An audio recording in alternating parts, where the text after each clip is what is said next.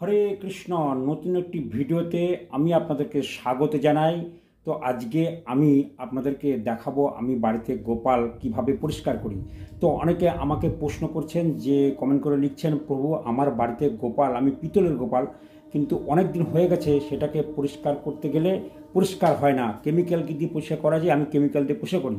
তো অবশ্যই আমি আপনাদেরকে বলবো কেমিক্যাল ব্যবহার করার, কি ব্যবহার করবেন, কী দিয়ে আপনি ভগবানকে পরিষ্কার করবেন, সেটা আমি আপনাদের দেখাবো। তো যাদের যাদের বাড়িতে গোপাল কালো হয়ে গেছে, মানে অনেক স্নান করাচ্ছে কিন্তু পরবর্তীতে সেটা কালো কুচকুচি হয়ে যাচ্ছে, কিন্তু পরবর্তীতে সে পরিষ্কার করতে পারছে না, বাজার থেকে কেমিক্যাল কিনে এসে সেটাকে ঘষে ঘষে, মানে যেরকম থালা বাসন ঘষে সেরকম ঘষছে। ভগবান তো আর থালা বাসন নয়। তো সেইভাবে কিভাবে পরিষ্কার করবেন সেটা আমি আপনাদের দেখাবো মন্দিরে যেয়ে। তো মন্দিরে আমি যাচ্ছি, যে আমি গোপাল আমি সেবা করি, কিন্তু কী দিয়ে পরিষ্কার করি সেটাও আমি আপনাদের দেখাবো, আমার কাছে আছে।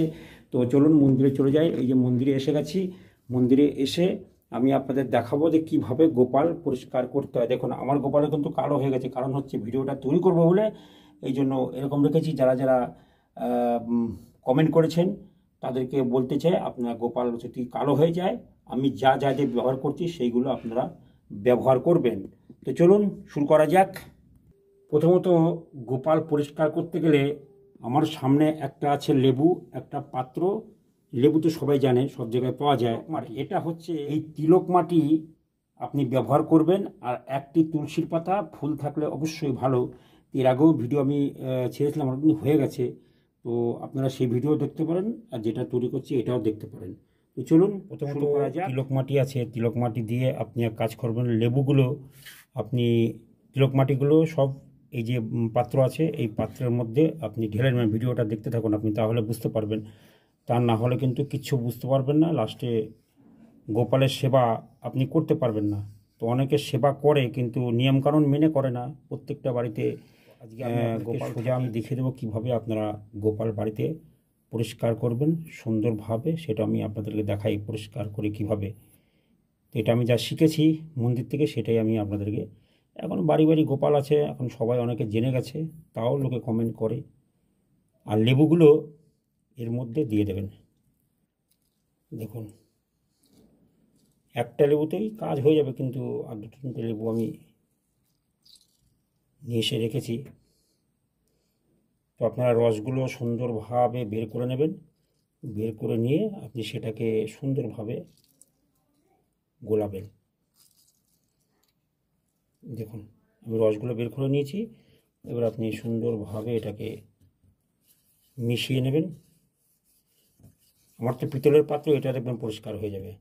এটা যখন হয়ে যাবে তখন এর মধ্যে একটা তুলসীর পাতা অবশ্যই, ফুল অবশ্যই দিয়ে নেবেন। আমার কাছে ফুল নেই, ফুল শেষ হয়ে গেছে, ওই জন্য দিতে পারছি। এরকম একটা পাত্র নেবেন, পাত্রর মধ্যে গোপালের পুরো ড্রেস খুলিয়ে দেবেন। দেওয়ার পরে আপনি কি করবেন, আস্তে আস্তে সুন্দরভাবে তুলসীর পাতা দিয়ে আপনি তার গায়ে এরকমভাবে সুন্দরভাবে আপনি লাগিয়ে দেবেন।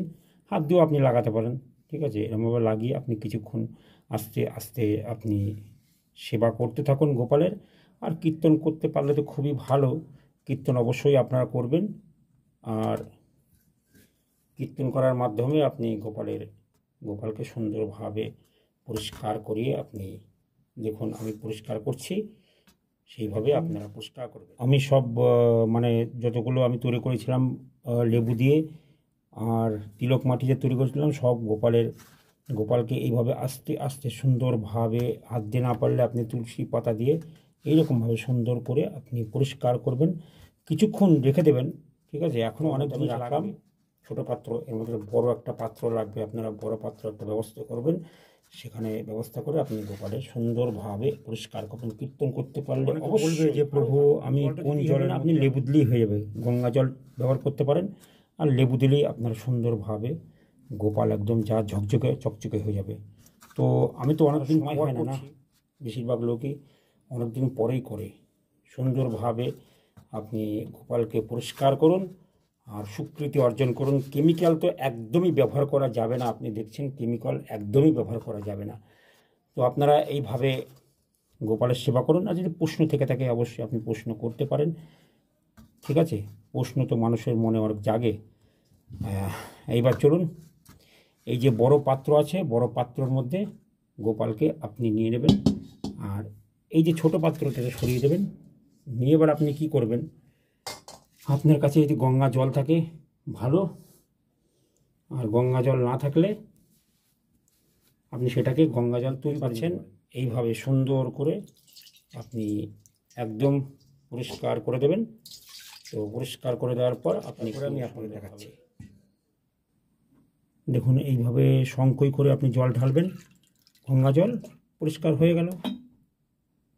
এবার অনেকে জিজ্ঞেস করবে এই জলটা আমি কি করব, ভগবানের যে অভিষেক করার জল, এটা আপনি কোনো তুলসী মহারানীর গোড়ায় কিংবা গাছের গোড়ায় আপনি দিয়ে দেবেন, এগুলো ফেলবেন না, ফেললে পরে পা লাগলে আপনার পাপ হবে। আর দেখুন গোপালকে আমি পরিষ্কার করে দিয়েছি ঝকঝকে চকচকে। অবশ্যই আপনারা এইভাবে সুন্দরভাবে পরিষ্কার করে আপনি গোপালের সেবা করুন। এবার অঙ্গরাগ করবেন, আপনি রং দিয়ে অঙ্গরাগ করতে পারেন, চোখ মুখগুলো আপনি সুন্দরভাবে করে দিতে পারেন। তো আমি এখন করব না, তো আমার কাছে রং নেই, আপনারা সুন্দরভাবে আঁকিয়ে দেবেন। আর চলুন ড্রেস পরিয়ে দিই। তো গোপালের ড্রেস আমি পরিয়ে দিয়েছি, তো দেখতেই পাচ্ছেন সুন্দর একটি ড্রেস পরিয়ে দিয়েছি। আর মুটুক আমার কাছে আছে, এরকম মুটুক আপনি কিনে নেবেন, 500 টাকা দাম নেবে, 300-400 এরকম নেয়। এই মুটুকটা আপনি পরে দেবেন, মাথায় চুল থাকলে চুল দিয়ে দেবেন। তো আমার কাছে চুল আছে কিন্তু আমি পরাইনি, চুল ছাড়াই ভালো লাগে মাথায় মুটুক দিলে। তো অবশ্যই দেখতেই পাচ্ছেন রাধা মাধব অষ্টসখীবৃন্দ, আর পঞ্চতত্ত্ব, জগন্নাথ সুভদ্রা বলরাম, নৃসিংহ ভগবান, পরম বৈষ্ণব, আর এখানে তুলসী মহারানী, আমি আপনাদেরকে রোজ দেখাই তুলসী মহারানীকে। আর এখানে গুরু পরম্পরা আছে, আর এখানে অভয় চরণারবিন্দ, ভক্তি বেদান্ত স্বামী শিল প্রভুপাদ, জয় পতাকা স্বামী গুরু মহারাজ। ভুল ত্রুটি হলে এই অধমকে একটু ক্ষমা করে দেবেন, আমি তো অত কিছু জানি না, যা শিখেছি সেটা আমি আপনাদেরকে দেখালাম, যে আমি যেটুকু শিখেছি প্র্যাকটিক্যাল আমি আপনাদেরকে দেখিয়ে দিলাম। আর যদি ভালো লাগে ভিডিওটা লাইক করবেন, শেয়ার করবেন, কমেন্ট করবেন। তো ভিডিওটা অবশ্যই যারা দেখছেন তাদেরকে বলবো ভিডিওটা অবশ্যই সাবস্ক্রাইব অবশ্যই করবেন, বেল আইকনে ক্লিক করবেন, আর সুজয় ব্লগার টিভির সদস্য হয়ে যাবেন। তো চলুন ভিডিও শেষ করা যাক। হরে কৃষ্ণ।